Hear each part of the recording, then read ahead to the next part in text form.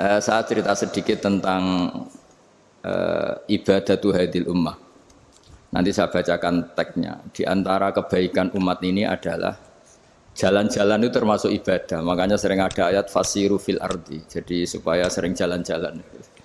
Jadi ini sudah jalan-jalan masih nyari apa? Nafkah. Kadang-kadang ya dapat macam-macam. Yang soleh ya dapat ibadah, yang enggak soleh ya dapat macam-macam lah. Tapi saya cerita yang soleh lah, yang enggak soleh itu enggak boleh dibicarakan itu ya. Rahasia. Saya ini lama di Jogja, ya tahulah kelakuannya orang-orang yang baik maupun yang setengah baik sampai. Ya semoga yang baik dilipat gandakan pahalanya, yang enggak baik diampuni. Tapi saya cerita sedikit. Di fikih kita, di kajian-kajian fikih kita memang ada istilah ini harus didengar karena ini ngaji dan sama status kita sama. Al-wasiyah ila ta'ah ya ta'ah, terus al-wasilah ilal maksiyah ya maksiyah. Jadi kalau kita jadi perangkat taat ya ibadah, kalau jadi perangkat maksiat juga maksiat. Sehingga di ilmu medis maupun di jasa online atau ojek atau apa, misalnya pertanyaannya kita pekerja paket profesional, boleh enggak ngantarkan paket narkoba? Ya jawabannya tentu enggak boleh, karena bukan masalah pekerjaannya, tapi yang diantar adalah sesuatu yang haram. Begitu juga boleh enggak ketika ada lelaki hidung belang tanya tempat mesum, kalau kamu menunjukkan berarti kan ikut berkontribusi. Ya kamu bisa meneruskan gimana hukumnya mengantar gitu misalnya. Nah, kiai juga sama sebetulnya. Kiai juga bisa dimanfaatkan orang yang macam-macam untuk kekuatan yang macam-macam. Jadi hukum ini sama, kamu tidak usah tersinggung misalnya. Kalau di fikih biasanya disebutkan menjual pedang pada begal juga enggak boleh karena digunakan yang tidak baik. Begitu juga misalnya apapun profesionalitas kita, misalnya paket, kita nganter ke paket yang apa? Paket ganja misalnya. Fikih ini harus kamu ketahui dulu sehingga hukum turunannya, ingat Allah misalnya, ini bisa kena. Kita tidak boleh ingat Allah dalam keadaan maksiat yang enggak diridani Allah. Karena mau tidak mau fikih ini hukum dasar. Sholat pun bisa kena semprit. Misalnya kita sholat karena tugas, bukan karena lillahi ta'ala. Makanya dulu itu ada guyonan Mas Wahyu itu. Ada imam dari masjid besar di negara sebelah. Tidak perlu saya sebutkan negaranya. Itu cerita, imamnya itu digaji 100 juta per bulan. Datang ke Surabaya gitu. Muadzinnya itu digaji 75 juta. Keren. Terus ngerti imam di Indonesia naik ontel, sudah watuk naik ontel, nggak ada yang gaji, musolanya jelek, terus sudah ada jepit, ada dia kerasan di musola karena sering dimaki-maki istrinya, sudah. Jadi itikafnya itu ya sambil menghindar itu, bukan makanya banyak masjid Indonesia itu banyak yang itikaf itu, karena di rumah ada betah, sudah diomelin nggak ada AC-nya, sekarang masjid banyak AC-nya kan. Kamar mandinya juga gitu, di rumah sama di masjid bagus. Di masjid. Makanya pengurus masjid yang daerah-daerah sini sering cerita ke kita. Kudune ngising ning omah Gus, mlayune moro masjid karena itu cerita. Indonesia itu negara yang enggak benar katanya. Imam dan muadzin tidak digaji. Terus dia cerita-cerita kebaikan negaranya dan buruknya negara kita. Lama-lama kiai itu mangkel. Kiai Indonesia itu kan cerdas-cerdas, meskipun jarang yang kaya tapi cerdas-cerdas. Dia muji negara. Kalahnya itu dibeginiin sama Kiai Indonesia. Makanya kamu sholat terus ya, takut potong gaji. Artinya kalau dia jadi imam karena digaji, efeknya adalah dia kalau bolos itu takut, nanti kan dipotong gaji. Lama-lama kalau sering bolos di PHK gitu. Artinya luar biasa Indonesia, imam itu tidak ada yang gaji tapi semuanya sholat istiqomah. Berarti kita ini top, datang ke masjid jadi imam tanpa ada yang gaji. Top mana? Top Indonesia. Semenjak itu si imam ini tidak pernah cerita kebaikan negaranya karena gaji imam. Indonesia dalam bernegara selalu begitu.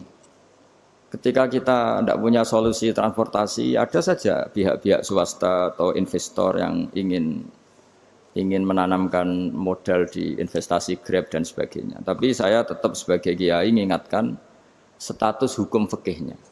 Kenapa saya harus cerita itu? Karena fikih ini harus selesai dulu. Saya ulang lagi, fikih ini harus selesai dulu. Misalnya nganterin orang yang mau transaksi narkoba atau transaksi maksiat, atau tapi yang yakin. Kalau tidak yakin memang tidak haram. Tapi kalau yakin itu memang kamu tahu benar-benar iyalah kira-kira gitu. Supaya taat itu ada di semua kehidupan. Sehingga nanti Indonesia kalau semuanya begini kan, yang cari sarana maksiat itu bahkan sekedar transportasi aja susah karena semuanya tidak mau misalnya. Paket juga gitu, yang mau ngedarkan narkoba kesulitan karena semua yang jasa paket tidak mau gitu. Begitu seterusnya, sehingga negara ini kita bantu bahwa awal ketidakbaikan di semua negara itu pasti karena maksiat. Maksiat itu mengganggu. Orang geger sama istri ya karena maksiat. Terus banyak kecelakaan itu rata-rata kata Pak polisi juga karena maksiat. Jadi orang overdosis atau dalam keadaan mabuk nyupir. Terbesar kecelakaan itu jarang karena ngantuk. Terbesar masih karena pengaruh apa? Narkoba. Pembunuhan juga sama.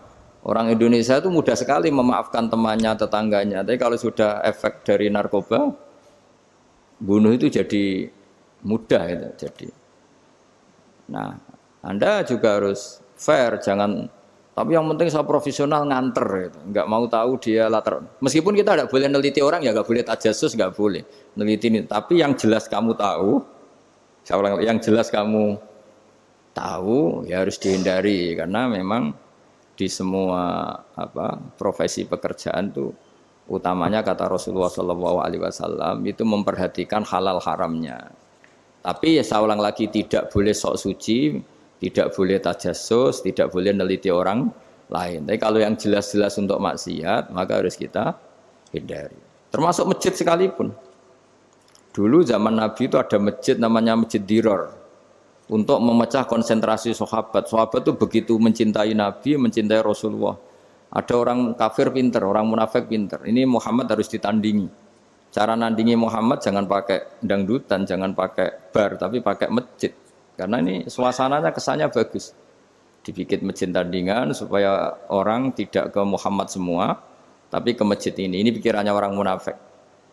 Artinya jangan kira terus masjid bebas hukum, ya enggak juga. Masjid juga bisa kena semprit karena ini mendirikannya untuk bikin apa? Tandingan, untuk bikin masjid diror, kalau istilahnya Quran masjid diror. Semua sarana kebaikan juga gitu. Yayasan yatim piatu juga kena hukum, pondok juga kena hukum, semuanya kena hukum. Ada orang ingin jadi kiai padahal tidak pernah ngaji, terus bikin pondok.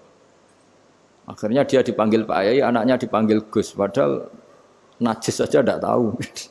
Itu kan kasihan umat, akhirnya ada penyelewengan. Jadi semuanya kena hukum. Jadi Anda jangan tersinggung ketika saya cerita fikih untuk para teman-teman yang di Grab, karena memang semuanya kena hukum, bukan? Mesra dengan istri juga kena hukum. Orang terlalu mesra dengan istrinya pasti ibunya terlantar, karena menuruti bojo ya nurut ibu gitu. Kalau nuruti ibu istrinya yang terlantar. Yang loyal sama teman ya istrinya terlantar. Yang takut istri temannya terlantar. Jadi itu semuanya kena hukum tanpa terkecuali.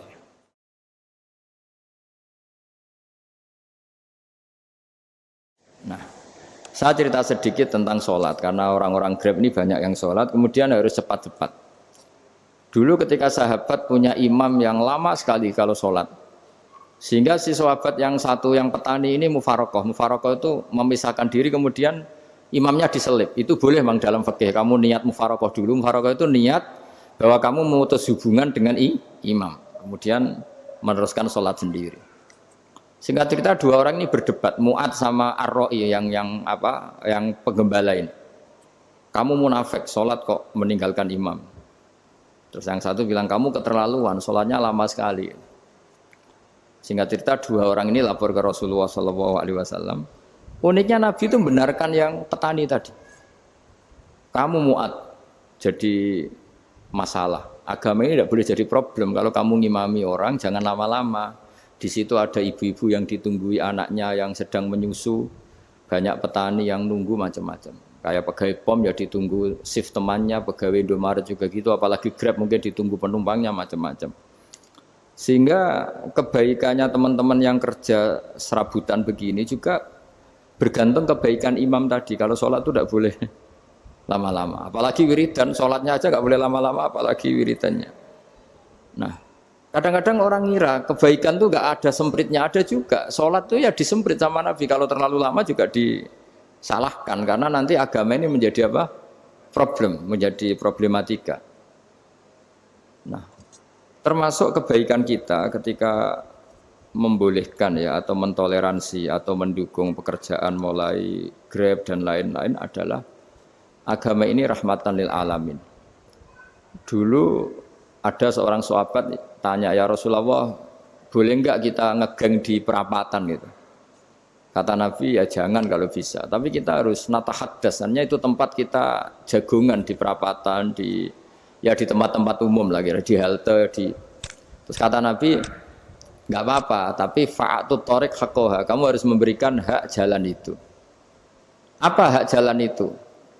Satu, kamu amar ma'ruf, kalau bisa ya nahi mungkar, kemudian bikin suasana orang lainnya menjadi aman. Nah ini yang catatan. Kalau hitung saja, yang ikut Grab itu berapa ribu? Nah, ini tuh energi besar kalau di atas 100, berapa? 100 ribu. Hitung ya teman-teman di Grab, 100 ribu. 100 ribu ini kalau soleh semua, atau setengah soleh lah, kalau soleh banget keberatan ya soleh, setengah soleh. Itu ada, ini sudah saya pikir, ada kebaikan yang menyebar di seluruh Nusantara yang berjumlah 100 ribu. Ini luar biasa. Ada kecelakaan dia menolong pertama, ada pemerkosaan menolong pertama, mungkin ada pencurian, ada apa. Maka kata Nabi, kamu kalau harus di jalan, itu kamu berkontribusi amar ma'ruf nahi mungkar. Saya sering ke Jogja karena saya mulai 98 di Jogja. Ya sering di terminal malam-malam. Saya ketika kecil itu sering diceritain orang nggak berani ke terminal ini banyak preman, nggak boleh ke terminal ini karena banyak preman. Ya mulai dari Sumatera, Jawa, hampir seluruh Indonesia. Kalau jam sekian sampai sekian sudah nggak berani karena banyak apa? Preman. Itu uniknya preman-preman itu selain dulu ditangani tentara dan polisi, itu urusan negara ya kali itu dan kita ngapresiasi. Itu hilangnya yang permanen itu bukan saja ditangani ABRI dan polisi, TNI dan polisi, tapi ditangani kultur. Banyak mulai orang soleh, santri dagangan di situ, ada ojek mangkal di situ, supir taksi mangkal di situ. Terus di sini orang-orang soleh yang menghalau ketika ada perempuan digoda atau perempuan dicopet atau apa. Terus lama-lama jadi kultur bahwa kebaikan ini dominan. Setelah kebaikan dominan ini otomatis menyingkir sedikit demi sedikit. Jadi selain negara ini harus melakukan sesuatu yang seharusnya, yaitu menjaga masyarakat dari kriminalitas, sebetulnya yang paling awet dan paling mudah dilakukan itu tadi, kebaikan harus menjadi kultur bersama. Sehingga kalau terminal kemudian ada mbak-mbak jilbaban yang dagang, terus pak-paknya soleh, ada musola yang hidup, ojeknya juga gitu, terus supir taksinya. Lalu kebaikan ini menjadi nilai bersama. Saking jadi nilai bersama, ibu-ibu yang takut atas dirinya, nggak ngojek kecuali pak ini karena terkenal amanah, nggak naksi kecuali pak ini karena terkenal amanah. Dan kita Indonesia itu ingin seperti itu, sehingga amanah ini menjadi nilai bersama dan otomatis menjadi keamanan bersama. Corong Jawa itu tego nitipno anake karena dijamin aman, tego nitipkan istrinya juga karena dijamin aman. Nah kalau kebaikan ini juga menjadi satu nilai jual dan kita bisa mengawal secara serius itu alhamdulillah betul. Nah dimulai dari mana? Satu, mental kita takwa. Kedua, sistem sosial bahwa kita terkoneksi oleh indukan ya, juga terkoneksi oleh kepolisian. Maksudnya karena kita terdaftar, kalau ada anak hilang kan tinggal ini yang bawa wahyu misalnya. Jadi saya mohon semohon-mohonnya kebaikan ini harus jadi nilai bersama. Setelah terminal itu banyak orang baik, otomatis yang ini tuh menyingkir itu. Akhirnya apa? Nanti yang bos-bosnya toko itu ya hanya nitipkan sama orang soleh. Yang mau nge-grab juga hanya titip sama yang soleh. Begitu seterusnya. Sehingga jadi siklus kebaikan yang bersama. Nah, ini yang dimaksud Quran wa tamiru bainakum bima'ruf. Iktimar itu namanya urusan bersama. Ya, saya ulang lagi ya. Jadi orang Arab kalau bilang iktimar itu urusan bersama. Sehingga bahasa Arabnya konferensi besar itu kalau di NU disebut apa? Muktamar. Muktamar itu menjadikan urusan publik dirembuk, itu namanya apa? Muktamar. Nah, di antara kebaikan yang diinginkan Islam itu wa tamiru bainakum bima'ruf. Urusan kebaikan ini menjadi urusan apa? Bersama. Biasa contoh itu kecil saya itu mesti dikandani sama orang-orang tua, jangan di terminal ini sampai jam ini, jangan di perapatan ini ketika sudah jam begini. Tapi barokahnya orang soleh bertebaran di mana-mana itu.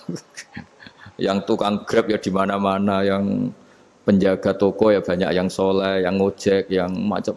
Sehingga di terminal itu nyari tempat sholat ya gampang, cari tempat duduk ya gampang, nyari orang amanah ya gampang. Bahkan lama-lama yang nggak amanah ini nggak laku. Dan ini yang kita inginkan. Dan ketika nggak laku, akhirnya dia kalau ingin laku harus amanah. Atau ingin laku harus tobat.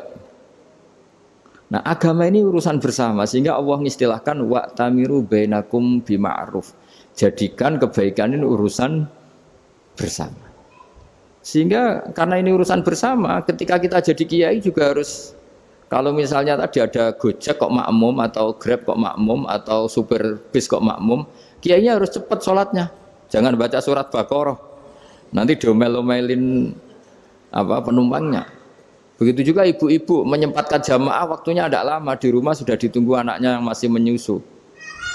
Makanya Nabi ngendikan idza amma ahadukum as-sholata falyukhaffif. Kalau kamu jadi imam, sholatnya harus relatif cepat. Fa inna fihim ad-dhaif badal hajat. Di antara makmum itu yang banyak punya urusan. Selain ada yang lemah, ada yang punya banyak urusan.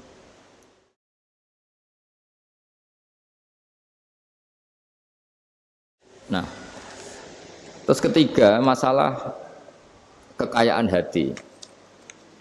Kekayaan hati ini penting sekali karena rata-rata teman di Grab itu kan miskin lah. Tapi jangan miskin sampai miskin hati gitu. Bahwa kamu nyari nafkah itu sudah ibadah, berkelana di bumi Allah juga ibadah, menyaksikan macam-macamnya orang itu juga ibadah.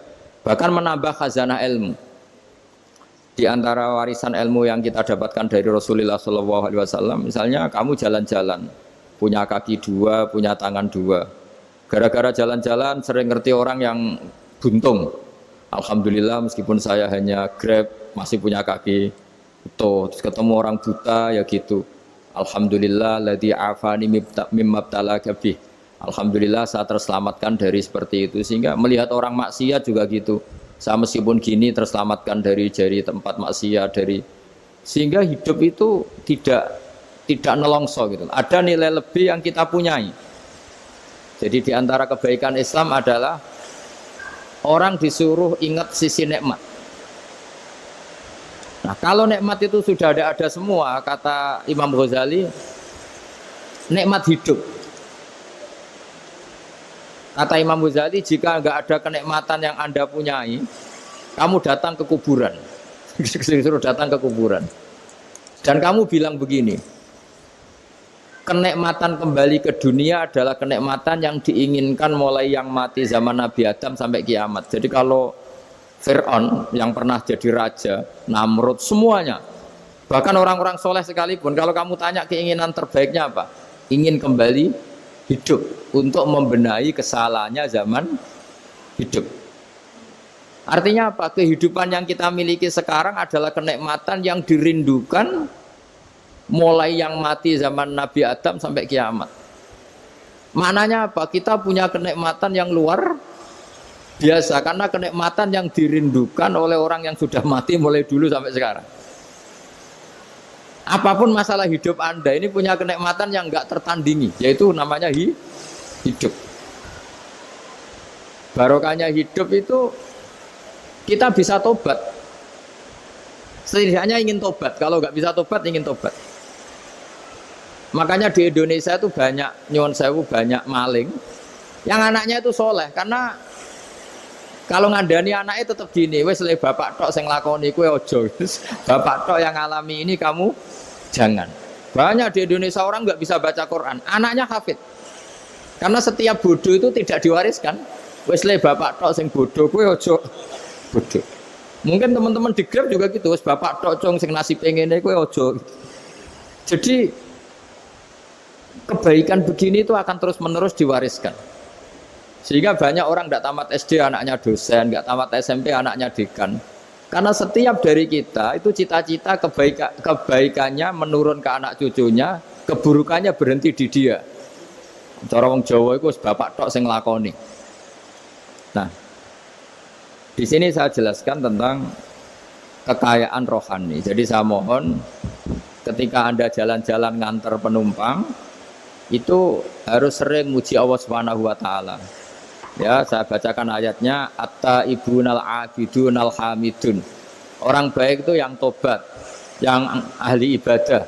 Di antara definisinya itu as-saihun, yang sering jalan-jalan. Siyaka itu jalan-jalan. Jadi orang paling bejo sak donya itu sampai harus jalan-jalan ibadah dapat uang. Tapi syaratnya ibadah. Sekali tidak ibadah dapatnya masalah kan? Sering gonjekkan orang cantik terus ingat istrinya tidak cantik. Sering gonjekkan orang yang sopan, yang santun terus ingat andekan ini istri saya di rumah rewel gitu. Jadi kalau kamu tidak taat itu adanya penyesalan. Di lampu merah ada orang naik Ferrari, naik Alphard, sementara kamu di rumah hanya mobil butut, kadang malah tidak punya mobil. Jadi kekayaan rohani itu dimulai dari mana? Dimulai dari taat. Cara berpikir itu taat, bukan maksiat. Sekali Anda cara berpikir maksiat, maka adanya hanya penyesalan. Semakin pengalaman di luar, semakin penyesalan. Karena di luar sana banyak orang yang dapat nikmat yang lebih dari Anda. Tapi sekali Anda taat, kamu akan mensyukuri apa yang Anda miliki dan tidak pernah ingin sama yang dimiliki orang lain. Sehingga orang-orang yang sering pergi itu sama Allah dipuji. Jadi tidak ada nabi kecuali di antara ibadahnya itu jalan-jalan. Fasiru fil ardi. Sehingga semua nabi itu mesti pernah melakukan perjalanan internasional. Rasulullah Muhammad SAW pernah jalan-jalan sampai ke Syam, padahal beliau orang Mekah. Nabi Ibrahim yang orang Syam pernah perjalanan sampai ke Mekah. Karena di antara kearifan itu ya dimulai dari apa? Jalan-jalan tadi. Kamu ngerti orang yang macam-macam. Makanya di antara kebaikan umatku kata Nabi itu siyahah fil ard, sering berkelana. Tapi tentu untuk mengambil pelajaran. At-taibunal abidunal hamidunas saihun. Nah, agama mensupport itu. Sehingga kata Nabi, jika ada orang kok sholat qobliyah, ba'diyah semuanya di masjid, sama Nabi ditegur, la taj'alu buyutakum kuburan. Rumah kamu jangan jadikan kuburan, harus dapat jatah apa? Sholat. Kata ulama, kalau ada orang sering sholat di satu titik, itu ditegur. Kamu harus ganti titik yang lain supaya saksi bahwa kamu di bumi sholat itu banyak. Jadi kita ya punya nilai positif juga tentang apa? Karena kita sering siyahah, kalau bahasa Arabnya itu sering keluyuran, saksi kita kebaikan juga banyak. Tapi pesan saya paling pokok tadi ya, jadikan komunitas kebaikan itu punya nilai jual. Syukur-syukur fid dunya hasanah wa fil akhirati hasanah. Ya kita bersyukurlah di Indonesia itu. Saya masih ingat kecil saya itu ya sekitar saya umur 15-14 tahun. Setiap mau pergi itu pesannya orang-orang yang sering pergi itu jangan masuk terminal jam ini di perapatan ini, karena yang namanya preman itu dulu dominan. Sekarang buat sampai jam 2 ada orang pakai jilbab, kadang ya orang pakai peci, yang nggak pakai peci pun ke musola sholat terus. Yes, pokoknya kebaikan itu jadi komunitas dan jadi nilai jual. Bahkan tadi misalnya ibu-ibu yang pergi malam itu kan mesti ada orang-orang yang jadi langganannya karena terkenal apa? Amanah. Yang dititipi anak juga pilih orang yang terkenal apa? Amanah. Nah, nilai amanah ini harus kita jaga terus. Supaya kamu ya bisa bekerja, orang lain juga nyaman karena amanah tadi. Allah juga senang karena amanah itu perintahnya Allah Subhanahu wa ta'ala. Dan Indonesia harus menuju ke sana. Pemimpin juga harus gitu. Pemimpin bawaannya amanah, bawaannya apa? Yang memilih dia juga senang karena nggak malu lah. Tapi kalau kita milih ternyata yang kita pilih tahu-tahu ditangkap KPK kan ya malu gitu. Dulu kita kampanye mati-matian ternyata dia ditangkap KPK. Tapi kalau dia amanah kan ya senang. Sama kalau tukang Grab ketangkep satu karena penodaan atau karena pengkhianatan, yang malu juga semua karena kadang-kadang nanti digeneralisir seakan-akan semuanya seperti itu. Tapi dengan reputasi panjang nggak pernah terjadi apa-apa dalam Grab kan otomatis lainnya juga terangkat. Nah, ini yang dimaksud wa'tamiru bainakum bima'ruf. Jadikan kebaikan itu urusan bersama.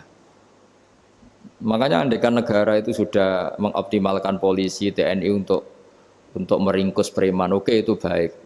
Tapi ya lebih awet lagi kalau itu ditopang masyarakat. Karena yang nggak amanah terkucilkan, terus akhirnya Grabnya nggak laku, akhirnya dia dipecat, akhirnya kan yang maksiat hilang, yang kriminal hilang, yang ada hanya Grab yang baik. Begitu juga di dunia apapun. Itu yang dimaksud wa'tamiru bainakum bima'ruf. Jadikan kebaikan ini urusan bersama. Nah karena kita baik, otomatis jadi teladan yang baik bagi anak kita, istri kita, tetangga kita. Dan karena kita baik, maka terhormat. Sehingga orang melihat Grab itu simpatik, respect, karena reputasinya baik.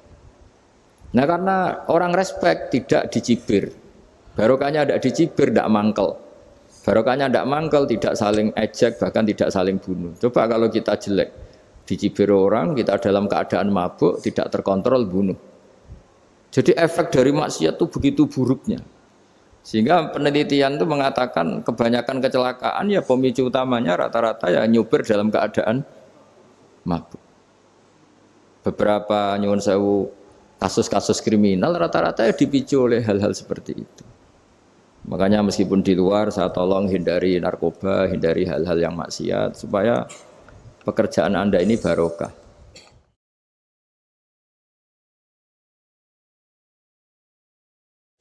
Kemudian yang terakhir saya beri ijazah tentang Al-Fatihah ya, karena ini surat yang populer. Kalau saya ijazahi Quran 30 juz pasti sampean nggak hafal. Atau ijazah surat Baqarah, kalau mau Baqarah mau. Ijazahi surat Baqarah mau 2 juz setengah. Mau Mas Asep? Ya Fatihah aja yang gampang ya. Nah, ya kulhu Fatihah ini paket ringan ini. Tapi pahalanya apa? Besar. Ini beda ya, artinya selama ini mungkin Anda baca tapi monoton ya. Tapi ini saya bacakan teks aslinya tentang istilahnya itu mazaya itu kelebihannya Fatihah. Saya baca Arabnya dulu, nanti ini terakhir ya, ijazah tadi kan saran-saran umum tentang sosial. Ya, pokoknya jadikan kebaikan itu punya nilai sosial yang baik lah. Jadi nanti orang yang nggak amanah nggak laku, ya calon bupati, gubernur, presiden yang nggak amanah juga nggak laku. Begitu juga kiai yang tidak amanah juga nggak laku, suami yang nggak amanah juga nggak laku, istri yang nggak amanah juga. Sehingga kebaikan ini jadi nilai sosial yang dalam tanda kutip sudah keniscayaan. Yang diinginkan Allah itu seperti itu, bukan kebaikan yang dipaksakan karena kekuatan negara. Maksudnya kalau bisa kebaikan itu tidak usah dipaksakan. Memang sudah satu kebutuhan. Kayak cerita-cerita di negara maju itu, bahkan apapun jatuh itu nggak ada yang ngambil itu. Makanya gambarannya Mekah Medina kan gitu kan, barang jatuh nggak ada yang berani ngambil. Itu saking sudah jadi sistem. Sehingga banyak negara di Eropa itu yang sampai nggak punya tentara, nggak punya polisi karena kebaikan itu sudah. Nah kita kan masih capek, polisinya aja capek, apalagi masyarakatnya karena kebaikan itu belum jadi nilai bersama. Nah, kita selain ditopang negara, ada polisi, ada tentara, itu kita usahakan kebaikan itu jadi nilai bersama. Tadi wa'tamiru bainakum bima'ruf. Dan kita punya reputasi yang bagus dalam bab ini. Saya masih ingat kecil saya itu yang jilbaban hanya keluarga kiai. Sekarang rata-rata masyarakat itu jilbaban. Dulu yang sekolah SMP, SMA itu jilbaban kadang dulu malah dilarang ya, harus sama seperti itu seragamnya. Sekarang sudah boleh. Dan nyaman. Lama-lama yang dapat simpatik ya yang pakai pakaian model tertutup seperti itu. Lama-lama gamane cara wong golek mantu ya golek yang seperti itu daripada yang blodor. Lama-lama jadi nilai bersama. Ya ingin saya seperti itulah. Di terminal juga sama. Orang mau makan cari warung yang kelihatan ada ayat kursinya, pakai jilbab atau paling enggak dia enggak mungkin lah nyuguhkan yang tiren atau yang haram. Kan ada garansi sosial, ada apa? Ada garansi apa? Sosial dengan penampilan yang soleh itu kan masa iya nyuguhkan oplosan babi gitu misalnya itu. Jadi nilai sosial itu harus ya tadi harus benar-benar jadi nilai yang sehingga negara biar gak capek-capek itu. Polisi juga gak capek kan karena tugasnya corong Jawa mau ngawat-ngawati tok tapi sudah tidak perlu tegang karena kebaikan sudah jadi nilai apa bersama. Ya ingat-ingat ya ayatnya tadi wa tamiru bainakum bima'ruf. Jadi kebaikan itu harus jadi nilai bersama. Iktimar itu menjadi urusan bersama. Makanya kalau kita rapat besar disebut apa muktamar. Muktamar itu urusan bersama. Ya tadi imamnya sholat juga menopang Gojek karena enggak lama-lama nopang Grab, nopang Kernet, nopang penjaga Indomaret, penjaga bensin, pom bensin. Lah dia hanya punya waktu 5 menit terus imamnya baca Baqarah kan. Iya imamnya mursyid, mungkin dia tambah lama tambah dapat aplaus dari muhibbinnya, tapi makmumnya dia tambah lama tambah dapat penghormatan dari pecintanya, tapi kitanya wah khusyuk wali kan dia dapat status naik lah, kita yang sudah tidak ikut jadi wali diganggu apa pekerjaannya. Kalau ada imam seperti itu sampai mufarokoh saja niat ya Allah sampai sini saja saya makmum orang itu, silakan orang itu punya urusan sendiri dengan jenengan ya sudah atau salib saja apa. Nah, itu boleh kalau dalam fikih namanya apa mufarokoh. Mufarokoh itu niat, tapi kamu jangan langsung selonong mufarokoh, niat dulu pamit sama Allah bahwa sekarang mau mufarokoh. Ya, tapi ya jadi sholat yang aneh kan, imamnya masih rukuk, kamu terus sujud, terus apa-apa selesai ya. Mungkin dalam pandangan itu orang lain ini maksudnya makmum gimana ini kok begini. Tapi sudahlah Allah Maha tahu. Insya Allah dimaklumi. Ya saya baca tentang Fatihah ya, karena sampean pasti sering baca Fatihah. Supaya apa sekaligus jadi jimat lah gitu. Jadi kalau kamu sering di jalan-jalan yang mungkin sepi atau mungkin kan tidak semua teman Grab itu nasibnya bagus yang di Semarang Jogja. Mungkin yang di Kalimantan di Papua kan ada yang 10 kilo gak ketemu rumah, ya kan? Ya lihat di TV-TV itu kan kasihan kan. Sudah 10 kilo gak ketemu rumah, penumpangnya kewekar preman tuh kan. Ini makan orang enggak kan gitu. Kan ujiannya dua.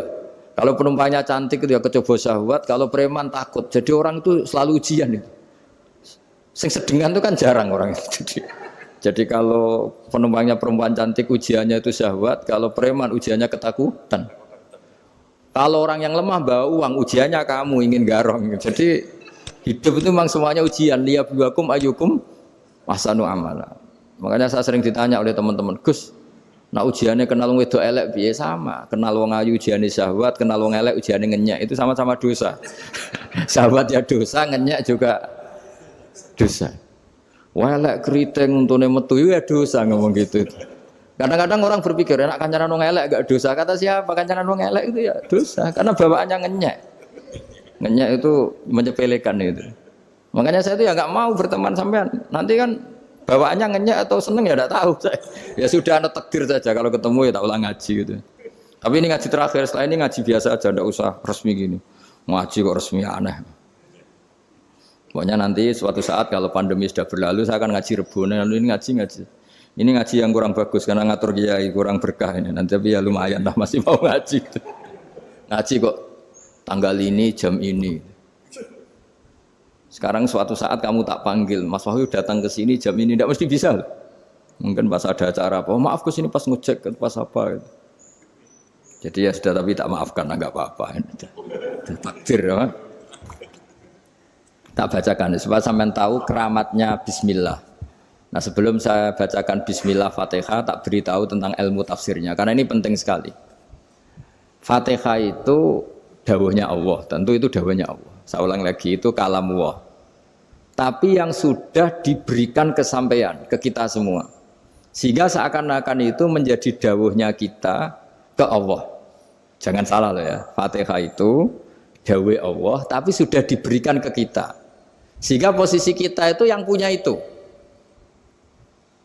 Nah kenapa ini perlu dijelaskan? Karena nanti ada kalimat iyyaka na'budu wa iyyaka nasta'in. Kalau itu masih kalam Allah, berarti Allah ngomong ke kamu, ngendikan ke kamu, kepadamu aku menyembah. Masa Allah menyembah kamu? Nah, sehingga ilmu tafsir itu menyelesaikan itu dulu ya. Saya ulang lagi ya, sebelum sampean sering baca Fatihah, aku yakin ya sering baca. Tapi barokahnya ndak paham itu ndak pernah janggal. Enggak paham itu ya penting supaya ndak iskal, ndak janggal. Sebetulnya di kalimat itu ada yang janggal. Kalau Fatihah itu kalimatnya Allah atau kalam Allah, bagaimana dengan kata-kata iyyaka na'budu? Masa Allah ngendikan ke kita, kepadamu kami menyembah.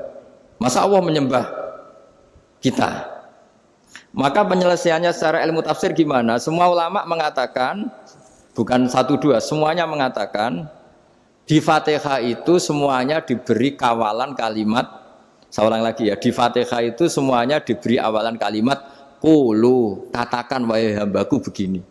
Ya, katakan wahai hambaku begini. Nah, begini ini pelajaran dari Allah yang sudah diberikan ke kita. Terus kita mengatakan bismillahirrahmanirrahim, alhamdulillahirabbil, termasuk kita mengatakan iyyaka na'budu wa iyyaka nasta'in. Jangan bayangkan Allah ngendikan ke kita. Kalau Allah ngendikan kita berarti gini, hei wahyu ihdinas siratal mustaqim, tunjukkan saya jalan yang benar. Nah nanti kamu terus, ya Allah, Anda aja minta tolong saya minta tolong siapa kan, jadi panjang kan. Ya, saya ulang lagi ya. Jadi itu di Ulumul Quran diterangkan gimana? Sebelum baca Fatihah, ya. Fatihah itu kalamullah, ngendikane Allah, tapi yang sudah diajarkan ke kita dan sudah milik kita. Sehingga kalimat itu menjadi milik kita. Tapi ya kalamullah, tetap kalamullah, tapi sudah menjadi milik kita. Udah paham ya? Ya pinter nah. Ya, karena kalau tanpa penjelasan seperti ini, Anda akan iskal. Bagaimana Allah, iskal itu janggal, bagaimana Allah mengatakan iya karena butuh. Kan jadi aneh ya? Ya, jadi tak jelaskan secara ilmiah ya. Jadi kata ulama-ulama tafsir, ayat-ayat Quran seperti ini sebetulnya dimulai dari qulu, apa? Meskipun enggak dilafatkan.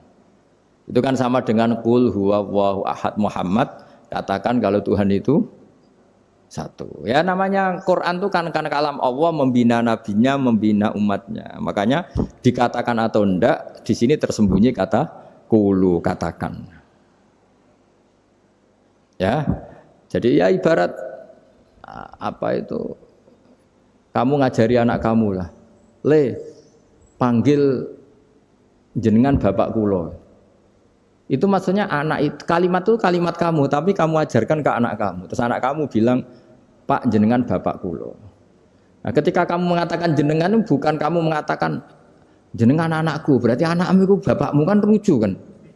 Anak kamu ajari jenengan bapak kulo, kamu engkau bapak saya. Terus anak kamu mengulang jenengan atau kamu bapak saya. Berarti itu kalimat yang kamu ajarkan, tapi sekarang sudah milik anak kamu. Kalau itu kalimat kamu kan lucu, masa anak kamu bilang bapak. Nah itu seperti itu. Jadi ulama memberi solusi atau jawaban iyyaka na'budu wa iya, itu sebelumnya ada kata-kata qulu, katakan wahai hambaku, hubungan kamu dengan saya adalah katakan iyyaka na'budu wa iyyaka nasta'in. Terus hubungan kamu dengan saya katakan juga dalam doamu ihdinas siratal mustaqim. Jelas ya, jadi itu kalam Allah yang sudah milik kita karena diajarkan Allah untuk kita. Dong ya? Ya dong, gak jelas gak. Tapi bagus, gak jelas itu bagus. Kalau kamu jelas gak jadi digrab, jadi gubernur. Min azimi fadliha kasratu asma'iha wa fadail ukhra. Ini cerita dramatisnya surat Al-Fatihah. Qala Abu Hurairah radhiyallahu anhu inna iblisa ranna khina unsitat al-Fatihah. Jadi iblis itu begitu kesakitan. Ini kitab Abwaabul Farad karangannya Syekh Muhammad Alawi, juga kutipan dari beberapa kitab. Yang jelas beliau sendiri juga ngutip dari beberapa riwayat di beberapa hadis. Halaman 123. Ketika Fatihah turun itu iblis kesakitan. Kayak orang sakit gigi lah, tersiksa-siksanya karena turunnya surat apa? Al-Fatihah. Artinya kalau Anda baca Fatihah dijiwai, maka Anda melemahkan setan, melemahkan iblis. Wa qala Mujahid khina unzilat Fatihatul Kitab ronna fastama indahu asyayatin. Jadi ketika Fatihah itu turun, iblis itu terkapar lah kira-kira. Sampai dijenguk banyak setan. Jadi kamarnya di ICU lah kira-kira gitu kalau sekarang itu. Entah Covid entah enggak tahu. Pokoknya di ICU sampai dijenguk banyak setan. Enggak tahu bawa apa enggak tahu. Pokoknya dijenguk banyak setan. Nah, nyangoni karena ini apa? Ketuanya apa? Pingsan, sakit. Jadi iblis itu sakit sampai dijenguk anak buahnya setan-setan. Ya, semoga kalian semua tidak kenal setan. Kalau kenal berarti teman, apa? Wa qalu misla dzalik. Wa qala lahum laisa mimma taquluna syai'un walakin unzilat suratun laisa ajru qailiha illa an harrama alaihi nar jahannam. Saya ini bukan sakit fisik kata iblis. Kamu tidak usah jenguk saya, datangkan dokter terbaik, tidak usah. Saya ini tidak sakit fisik. Saya ini sakit karena ada surat yang diturunkan, yang pahala yang melafatkan surat itu pasti selamat dari neraka. Padahal misi terbesar saya ini supaya manusia masuk neraka. Sekarang punya tamengnya. Wah pusing kan? Ya seperti orang lah goda sampean ternyata sampean setia itu kan pusing. Nah ternyata tidak setia itu yang akhirnya ribet kan itu. Jadi iblis itu cita-cita terbesarnya kan semua orang itu masuk neraka. Nah sekarang turun satu surat yang gara-gara surat itu siapapun yang baca dijamin selamat dari neraka. Jadi walakin unzilat suratun laisa ajru qailiha illa an harramallahu alaihi nar jahannam. Karena jadi dia shock lah kalau orang di Jawa itu bilang shock. Aduh sial nasib saya ini umat nggak bisa saya goda lagi karena punya tamengnya tadi punya. Qad tolakaidukum wa makrukum. Rekayasa kalian sekarang itu tidak ada gunanya semua. Nah, ini alhamdulillah di Indonesia kelihatan kan banyak yang miskin, banyak yang susah. Tapi selagi mereka masih sholat, itu keinginan mencari halal itu masih tinggi. Kayak apa kita di tengah kota, jauh dari anak istri, jauh dari tetangga. Biasanya kalau orang jauh dari anak istri, tetangga kan sakar PDW. Tapi yang soleh masih banyak, sudah jauh dari keluarga tetap lurus. Loh kalau yang dekat lurus kan wajar, konangan wong akeh gitu. Ini sudah jauh masih lurus. Nah ini nggak lepas dari barokahnya surat apa? Surat Fatihah tadi. Jadi karena ada surat yang menjamin pelafalnya atau qailiha terbebas dari api neraka. Wa qalat as-sayatinu lahu is ayyusai'in ta'muruna ya maulana. Faqala lahum idhabu wajtahidu hatta tukhfilu qulubahum hatta la yaqulu hadhihi surah. Lalu kita gimana? Jari para setan gitu. Lalu kita gimana? Terus kata iblis, sudah bikin mereka lupa sehingga tidak baca lagi. Selagi masih baca kita pasti keok. Jadi kalau sampean sudah jarang baca Fatihah itu berarti sudah bagian dari kemenangan apa? Iblis. Jadi kalau sampean sudah jarang baca Fatihah itu berarti bagian dari kekalahan Anda, kemenangan iblis. Masih sering baca? Berapa kali? Terus apa lagi?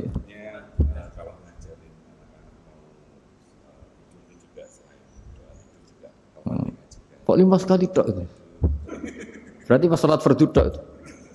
Enggak 5 kali itu mendingan itu 17. Kamu itu ngitungnya jangan 5 ini. 5 waktu itu berarti lumayan kan? Berapa? 17 ya? Ya. 17 ya? Ya. 17 tapi kalau makmum tuh sering separuh kan, apalagi makmum tarawih. Ya kan? Makmum tarawih itu bacanya Fatihah ada yang sempurna enggak ya? Ya enggak lah. Baru alhamdulillah rabbil alamin mamruko ikut ruko ini gitu. Makmum kan yang tarawih lah Mas. Kalau tarawih jarang sempurna ya. Fatihahnya itu. Kan imam sudah ruko. Kamu bacanya Fatihah sampai mana gitu? Baru setengah ya. Ya paling pas tarawih aja kan enggak sempurna ya. Apalagi kalau imamnya sing kilat tuh waduh malah. Nah, ketika Fatihah itu sebegitu keramatnya, sebegitu topnya, itu setan rapat singkat cerita itu yang tadi dipimpin oleh iblis yang sedang terkapar apa? Terus tali obatnya enggak ada, cuma dia shock karena ada surat yang turun yang melafatkan itu pasti selamat dari apa? Neraka. Nah, ini gimana saran Anda? Terus sarannya adalah bikin orang-orang itu lupa enggak baca Fatihah. Nah ini rapatnya iblis. Idhabu wajtahidu hatta tughfilu qulubahum hatta la yaqulu hadhihi surah. kala yuksiru qiraataha wa la yakunu lahum ajrun wa thawabun bal yakunu lahum adzabun wa iqabun.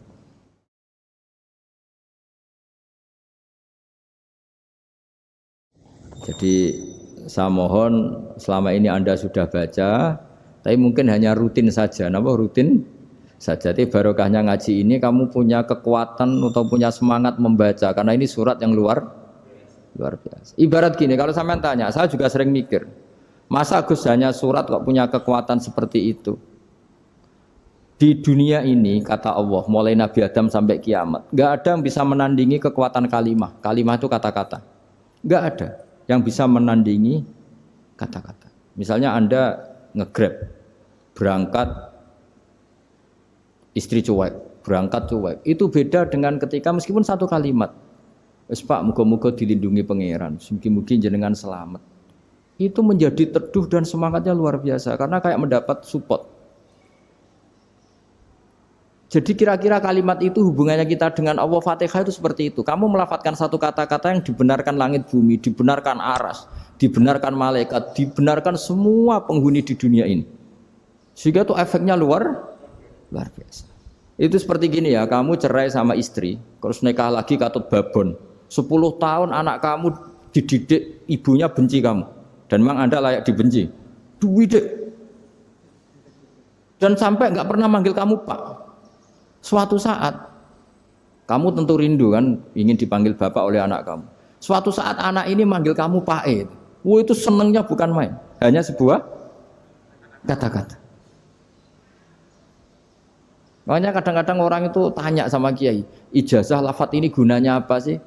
Itu ijazah-ijazah itu untaian kata-kata. Yang kata-kata ini dibenarkan langit dan bumi dan aras dan para malaikat. Sehingga efeknya itu luar. Nah ibarat seperti itulah, kamu melafadzkan Fatihah itu melafadzkan kata-kata yang dibenarkan Allah dan Rasul dan semua malaikat, semua penghuni langit. Maka ini efeknya pasti luar. Nah di sini lah orang-orang dulu itu tahu keramatnya itu, sehingga ketika melawan Belanda, melawan Jepang dulu itu kalimat-kalimat itu menjadi mantra yang luar biasa. Doa yang luar biasa. Tapi di era modern karena orang sudah tidak ngerti itu, dianggap itu mantra, jimat, khurafat, bid'ah, waduh ribet menemal. Sebetulnya tidak seperti itu. Memang kata-kata ini kekuatannya luar biasa. Sama kesakitan hati kamu juga karena itu. Ngojek wangilan. Lha Pak di bojo kok kowe gagah tok kere. Wah, iku seling terus. Padahal kalimat itu kan tidak melukai secara fisik, tapi apa kerjanya sesuk saras-sarasen. Karena terus dengan pengadilan seperti itu kan, ngapain kerja demi perempuan yang seperti ini? Lagi-lagi kata-kata ini luar. Nah bayangkan kalau kata-kata itu adalah kalimat yang diajarkan Allah lewat Rasulnya, lewat malaikat Jibril. Kayak apa kekuatannya itu? Nah, kira-kira Fatihah itu gitu. Kalimat yang baik, kalimat thayyibah diajarkan oleh Allah dan Rasul.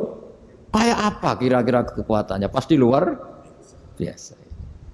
Wong support yang dikatakan istri kita, anak kita aja luar biasa. Apalagi ini support yang diajarkan Allah dan Rasul.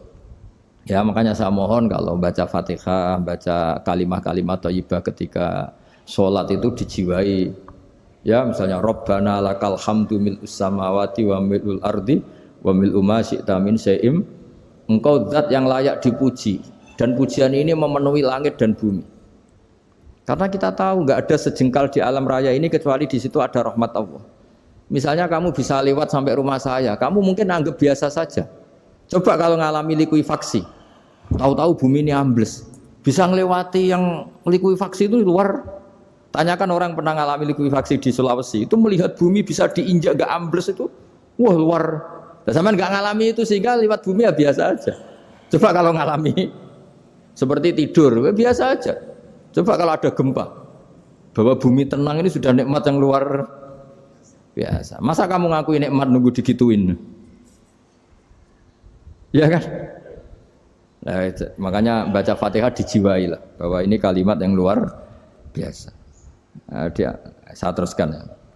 Warwa Muslimun fi sahihihi an Ibnu Abbas radhiyallahu anhuma annahu qala bainama Jibril alaihi salam qaidun dan Nabi itsami anaqidan min fawqih farafa'a ra'sahu faqala hadza babun minas sama futihal yauma lam yuftah qaddu ilal yaum Fanazala minhu malakun faqala hada malakun nazza ilal ardi wa lam yanzil qattu illal yauma fasallim wa qala absyir binuraini qad uti tahuma lam yu'tahuma nabiyyun qablak Fatihatul kitab wa khawatimu suratil Baqarah.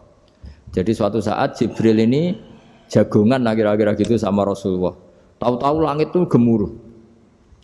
Langit gemuruh kata Jibril terus semuanya ngangkat kepala ke langit. Ini pintu langit baru ini dibuka, yang sebelumnya tidak pernah dibuka seperti ini. Turunlah malaikat, yang malaikat ini pun malaikat spesial, yang enggak malaikat murahan lah kira-kira gitu, yang enggak pernah turun ke bumi kecuali juga saat itu. Dengan penyambutan yang luar biasa, dengan semuanya tidak pernah terjadi. Hanya karena bahas surat Fatihah. Jadi ini surat yang luar biasa, pengawalannya lewat malaikat yang spesial, enggak pernah turun di bumi kecuali saat itu. Penyambutannya juga nggak pernah seperti itu, baru seperti itu. Jadi semuanya itu spesial. Nah, kenapa ini spesial? Karena di situ ada isi puja-puji kepada Allah Subhanahu wa Ta'ala. Ada ikrar kita, alhamdulillahirabbil alamin, arrahmanir rahim. Ikrar ini penting. Kalau contoh paling gampang gitulah. Kamu punya istri selama ini cerewet terus. Suatu saat ngomong, "Pak, tak angen-angen ra ono wong lanang koyo sampeyan." Wah, itu langsung tidak ada lelaki sebaik engkau. Itu sama senengnya, masya Allah. Karena ada ikrar dari seorang istri ke kamu. Nah, bayangkan kalau ikrar kita sebagai hamba diakui oleh Allah Subhanahu, maka ikrar ini akan dicatat sebagai kebaikan kita yang kita panen nanti di akhirat. Karena ada ikrar. Kita ikrar bahwa alhamdulillahirabbil alamin. Kita ikrar ar-rahmanir rahim. Kita ikrar maliki yaumiddin. Kita ikrar iyyaka na'budu wa iyyaka nasta'in. Sampean misalnya jadi orang Indonesia, ketemu orang Indonesia yang makmur di Jerman, terus lupa Indonesia. Kamu orang Indonesia? Enggak, saya enggak orang Indonesia. Mangkel gak kira-kira? Mangkel. Karena salah ikrar kan gitu. Ya, jadi saya mohon jangan anggap kalimat itu hal yang biasa, tapi luar biasa. Nggih, ngoten mawon. Assalamualaikum warahmatullahi wabarakatuh.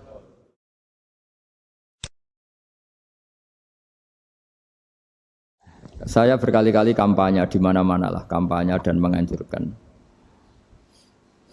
Di antara catatan dalam Suhufi Ibrahim wa Musa kan ada kan di Quran itu yang dinamakan lampiran-lampiran wasiatnya Nabi Ibrahim dan Nabi apa?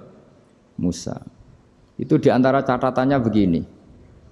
Orang yang punya akal itu adalah orang yang bisa menikmati sesuatu yang baik.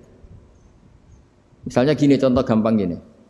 Kamu punya anak pertama atau punya anak yang masih kecil, itu gendong tuh senangnya bukan main. Melihat anak sehat tuh senangnya bukan main. Mungkin saat itu banyak orang yang sedang maksiat dengan perempuan nakal atau dengan teman-teman nakalnya, yang nganggap seperti itu tidak nikmat. Tapi andaikan ini ditimbang ya ditimbang. Yang maksiat betulan, misalnya paling ukuran bahagianya itu 70%. Tapi yang ini, yang nimang anak baru lahir atau masih kecil, corong Jawa ngeloni anak, bisa saja bahagianya itu sampai 100%. Artinya selama ini kesalahan kita adalah nganggap maksiat itu pasti menyenangkan dan taat itu tidak menyenangkan. Makanya saya berkali-kali fatwa, untuk melawan kenikmatan maksiat, orang harus terbiasa menikmati taat, menikmati kebaikan. Jangan kira kita nimang istri nikmat, nimang anak nikmat, ketemu teman yang lama tidak ketemu juga nikmat. Artinya kita akan melewati berjam-jam untuk jagungan sama teman, sama anak, sama istri. Dan itu harus kamu nikmati supaya mengganti tidak berkebutuhan nikmat yang lewat jalur maksiat. Jadi saya mohon sarana-sarana yang menyenangkan itu, yang taat itu kita maksimalkan. Makanya bapak saya itu sering pesen, kowe nak ngaji sing guyon, sing seneng. Nganti wong maksiat itu karena cari kesenangan. Coba kalau kesenangan itu sudah didapatkan saat taat, maka tidak butuh lagi kesenangan yang berbentuk maksiat. Makanya orang-orang wali dulu kalau sudah sholat itu gak bisa berhenti karena merasa nikmat. Makanya Nabi pernah ngendikan wa qurratu aini fi sholat, nyaman saya itu kalau sedang sholat. Itu tadi. Bayangkan kalau besok itu pasti mati. Makanya latihannya harus gitu. Bayangkan besok itu pasti mati. Berarti itu hari terakhir kamu. Ya, hari dengan merasa hari terakhir itu kalau kamu maksiat kan malu. Waduh, saya mati pas. Makanya sholli sholata muwaddiin, kamu sholat seakan-akan itu sholat terakhir. Dan bayangkan akhirat itu wa'mal li akhiratika ka'annaka tamutu, dan bayangkan akhirat itu besok kamu mati. Sehingga ketemu istri ya seneng karena ini pertemuan terakhir, ketemu anak ya seneng ini pertemuan terakhir. Sholat juga tenanan karena ini sholat terakhir. Sehingga kalau mau maksiat tuh takut, jangan-jangan ini kehidupan saya terakhir kok tak pakai seperti ini. Nah, jadi di antara resepnya itu apa tadi? Nganggep ya ibadah itu menyenangkan, nah, gitu. Terus pinter.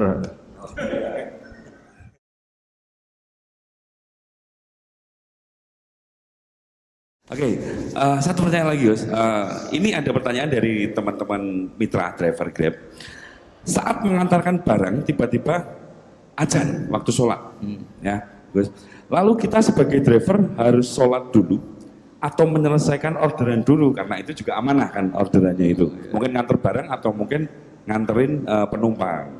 Mengingat barang tersebut sudah ditunggu pemiliknya dan penumpang tersebut juga sudah ada janji yang lain, pokoknya gitu. Nyuwun pencerahannya, Gus, gitu. Begini ya, ini kan fikih sosial ya. Saya jawab, ini memang harus pakai fikih, nggak pakai rasa. Saya ulang lagi, pakai fikih, nggak pakai rasa. Waktu sholat itu kan banyak ya, diantaranya maghrib dan isya, duhur dan asar, terus subuh sendiri. Ya, ben sampean belajar fikih, orang belajar tasawuf ya. Nah, kalau subuh itu tidak ada toleransinya kalau waktunya sudah tinggal 10 menit karena tidak ada jamak. Ya, tidak ada apa? Jamak. Sehingga misalnya kalau kamu ngojek waktu tinggal 10 menit ya harus sholat. Tapi kalau sekedar dengar azan ya, ini penanyanya kayaknya itu teman kamu, jadi fikihnya kayak kamu, gak jelas. Azan itu kan bukan akhir waktu sholat. Azan itu bukan akhir waktu sholat, tapi awal sholat. Itu udah harus supir Grab, udah harus supir Gojek. Meskipun kamu makan ada azan ya teruskan saja, kan udah akhir waktu sholat. Anda menerima tamu, gendong anak, atau sedang nyupir, atau sedang bercengkrama sama teman. Kalau ada azan ya nggak apa-apa, misalnya diteruskan. Kan bukan akhir waktu sholat. Yang benar-benar harus ditinggalkan itu kalau waktu sholat misalnya tinggal 7 menit atau tinggal 8 menit. Waktu yang mau tidak mau kamu harus tasarrufkan, kamu peruntukkan sholat. Injury time ya, Gus. Injury time. Nah, gitu aja kok nggak tahu ya. Nah, lalu misalnya, kalau pertanyaan tadi mestinya kelasnya itu kelas afdoliyah. Utamanya gimana? Kalau wajibnya belum ada karena kan waktunya masih panjang. Jadi pertanyaannya bukan wajibnya tapi sebaiknya, karena ini semuanya belum mendesak kan. Andai kan kamu teruskan nganter barang kan tidak ada jaminan waktunya habis. Padahal kalau kamu memaksa sholat, mungkin citra kamu sebagai supir Grab tidak baik karena dianggap mengabaikan konsumen. Nah, terus kedua menyangkut jarak. Oke, seperti itu. Nah, sekarang kalau pertanyaannya dibalik, makanya yang dibalik ini agak ribet. Waktu sholat tinggal 8 menit. Ada konsumen yang minta diantarkan saat itu. Dan acaranya ke mall happy-happy. Maka fatwa kita sebagai ahli fikih, ya tantang saja, saya mau sholat dulu. Kalau enggak sabar ya silakan cari yang lain. Kalau acaranya ke mall. Tapi kalau acaranya kelahiran atau transfusi darah atau mau nganterin darah ke pasien yang sudah koma, maka kita langsung, karena ibadah sosial itu didahulukan mengalahkan ibadah yang haknya Allah. Karena Allah itu zat yang tidak butuh ibadah kalian. Tapi kalau pasien ini kalau enggak nang kesampaian darahnya mati misalnya. Jadi kamarnya Allah lebih apian lah gitu. Makanya masyhur kalau dalam fikih hak Allah sama hak adami ini dimenangkan hak adami. Tapi bukan karena Allah kita kalahkan. Allah tidak butuh itu semua. Jadi dikalahkan tapi bukan karena kalah, justru karena tidak butuh. Ya ibarat gini lah, Allah itu saking baiknya. Baiknya Allah kan pasti di atas orang tua kita, itu pasti ulang lagi. Baiknya Allah pasti di atas orang tua kita. Orang tua kita saja baik, apalagi Allah. Misalnya orang tua kamu butuh uang 5.000. Adik kamu butuh uang 5.000. Adik kamu yang kecil atau ya. Kira-kira orang tua kamu itu nyuruh dikasihkan beliau apa ke adik kamu? Kira-kira saja. Ke adik kamu. Nah Allah itu saking baiknya. Hal yang terkait Allah, misalnya tadi sholat tepat waktu sama ibadah sosial Itu disuruh ibadah sosial. Karena ini kalau nggak kesampaian transfusi darahnya atau apalah, atau kamu dokter yang harus mengurus operasi, waktunya tinggal 5 menit, kamu harus ngoperasi pasien dulu. Karena Allah bisa menerima sholat kamu. Nah, tak terangkan lagi ini fikih terus. Lalu sholat yang apa? Kalau sholat itu antara maghrib dan isya, dan nanti yang terlambat itu maghrib, kita ngikuti ulama yang mengatakan jika ada darurat, maka maghrib dan isya boleh dijamak meskipun tidak atas nama pergi. Kan jarak kamu kan tidak jarak masafatu qasrin. Artinya apa? Misalnya saya dokter, harus operasi, waktu saya tinggal 8 menit mau maghrib, ternyata harus ada operasi. Kalau saya nggak nangani, mati. Saya harus operasi. Dan nanti waktu saya maghrib habis itu tidak harus dikatakan qadha atau yang mengeluarkan maghrib dari waktunya. Bisa saja menurut ulama dianggap boleh dijamak takhir dengan isya. Karena kondisinya masih waktu jam'in. Begitu juga duhur dengan asar. Tapi kalau waktunya itu asar, tinggal 8 menit, kemudian harus ada operasi.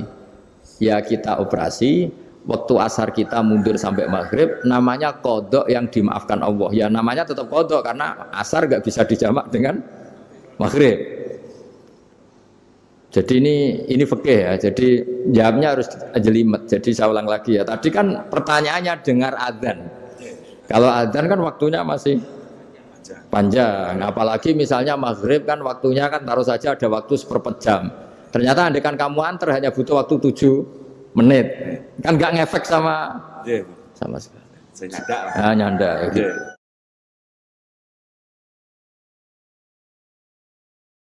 Kalau ada driver dapat orderan food, nganterin makanan, tapi makanannya non halal, niku fakihipun pripun? Nah, makanya itu tadi. Kamu tahu betul kalau itu non halal loh? Kalau itu sudah tahu pasti non halal. Ya, daging Tyrannosaurus, nonton mungkin. Ya makanya tadi itu memang PR kita di semua profesi. Saya ulang lagi itu PR kita di semua profesi. Jadi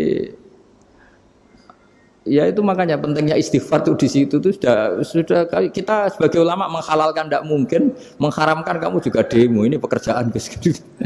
Tapi yang jelas itu tidak bisa dihindari. Ya sama lah seperti orang di bus itu. Kadang-kadang kan didoain semoga semua penumpang hasil ke tempat masing-masing dan kalau ada copet berarti kan doain copet juga hasil tujuannya. Jadi di semua profesi itu resikonya. Makanya tadi saya bicara tentang fikih. Kaidah umumnya menolong maksiat itu ya bagian dari maksiat, menolong taat itu bagian dari taat. Mau tidak mau harus ada hukumnya. Setidaknya barokahnya tahu hukum. Kalau kita salah belum istighfar gitu. Sudah salah nggak merasa salah itu. Jadi barokahnya tahu hukum itu paling tidak kan kita ya istighfar lah. Kan ya tadi seperti paket misalnya kan ada saja orang paket yang jelas-jelas barangnya itu haram. Tapi atas nama profesionalitas kan mungkin tetap dikirimkan. Tapi barokahnya ngerti hukum, dia istighfar. Nah, tapi karena kalau kita menyarankan sudah ada usah pekerjaan yang lain banyak nanti kan rai-rai potongan tawakal dikandani ngono kan ya repot. Nah, kalau kita kiai guys, gak apa-apa, wis pangeran sugih. Ngono sampean terus nuntut. Gus saya karena fatwa jenengan saya sekarang miskin ini gimana pertanggungjawabannya? Ya ribet kan? Tapi saya ulang lagi itu seninya ngelola kehidupan semuanya seperti itu. Jadi makanya kita nggak pernah berhenti berdoa Rabbana dzolamna anfusana karena dalam sisi semua hidup kita itu pasti ada unsur nggak benernya gitu. Ya saya ulang lagi ya, pokoknya kaidah umumnya itu menolong taat itu ya ikut bagian dari taat, menolong maksiat ya bagian dari maksiat. Tapi ya tadi ya kita harus istighfar. Karena cuma tadi yang jelas-jelas maksiat dan kita tidak tajassus. Saya ulang lagi tidak. Tajassus itu neliti wong nanti jelimet. Jadi misalnya ada perempuan mau ngojek ke sini ya diantar saja, jangan tanya detail. Itu apanya Mbak? Hubungannya dengan kamu apanya? Wah ya ribet kalau jadi kepo. Jadi kepo ya tidak perlu gitu. Artinya sudah umumnya orang saja sudah.